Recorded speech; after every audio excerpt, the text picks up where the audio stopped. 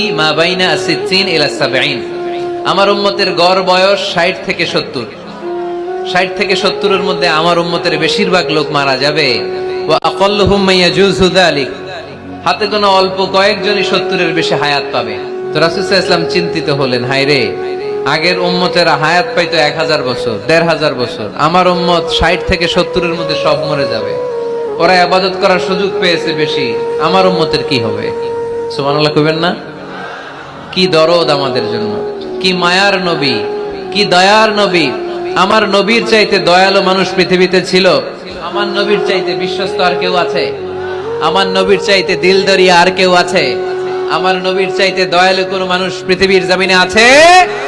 ওমা আরসালনাকা ইল্লা রাহমাতাল লিল আলামিন, I have sent you as a mercy for the entire universe. নবী হে, আমি গোটা বিশ্বের জন্য আপনাকে রহমত করে প্রেরণ করেছি। চিল্লায় পড়েন সুবহানাল্লাহ।